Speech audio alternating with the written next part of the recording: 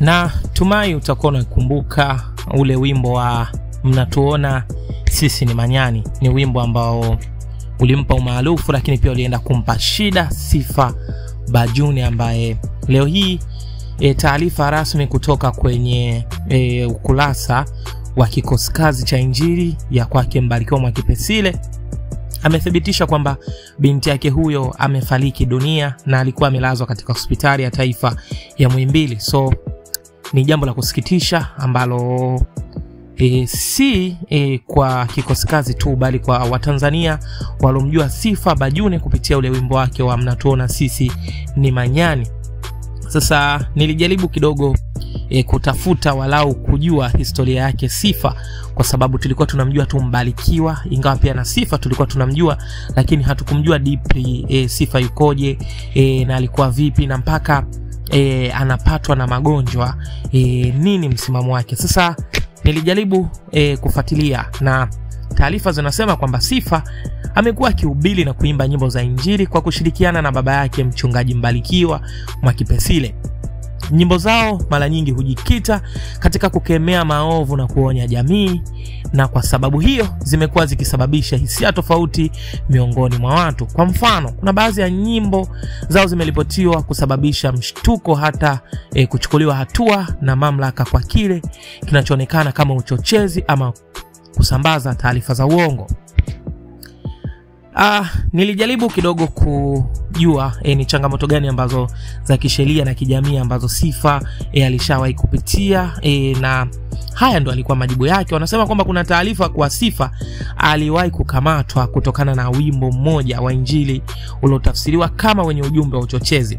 Pia Mchungaji Mbarikiwa mwenyewe alikumbwa na matatizo ya kisheria, ambapo alihukumiwa kifungo gerezani kwa tuhuma zinazohusiana na kazi yao ya kihuduma. Katika kipindi hicho familia yao ilikumbwa na changamoto nyingi, ikiwa na pamoja na mama yao kuwekwa kizuizini. Sasa hali ya afya yake Sifa ilikuwaje? Unaambiwa kwa mujibu wa taarifa za hivi karibuni, Sifa alipatwa na maradhi na kulazwa katika hospitali ya taifa ya Muhimbili, ingawa walianzia Mbeya huko. Hali yake ya afya ilizua maombi na dua kutoka kwa wafuasi na marafiki wa familia yao. Lakini licha ya Sifa kuumwa na kuwa katika hali mbaya, msimamo wake ulikuwa ni hivi. Sifa alikuwa na msimamo huu: licha ya changamoto zote, Sifa bwana aliendelea kusimama imara katika imani yake na kazi yake ya Injili. Katika mahojiano mbalimbali ameonyesha kutojutia nyimbo zake, akisisitiza kuwa anafanya kazi ya Mungu na kwamba ujumbe wake ni wa kuokoa roho za watu.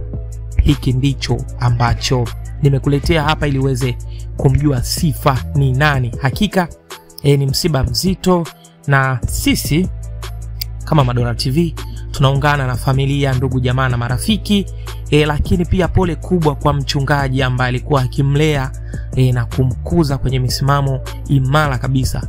Mchungaji Mbarikiwa, tunakupa pole. Sisi kama Madora TV tunakupa pole sana sana sana, na tuko pamoja katika kipindi hiki kigumu, na si hiki tu, na kwa chochote kile ambacho kitakachokuja mbele, basi tuko pamoja. Hakika bwana Sifa mwendo ameumaliza. Tumeona kila alichokifanya, basi kama jina lake lilivyo Sifa, basi tumpe sifa zake kwamba amekuwa ni binti mwenye msimamo, na hakika mchungaji wake alimtengeneza kuwa binti mwenye msimamo. So hii ni historia tu fupi ambayo nimekuletea kwa wewe ambaye humjui Sifa. Sifa alikuwa vipi?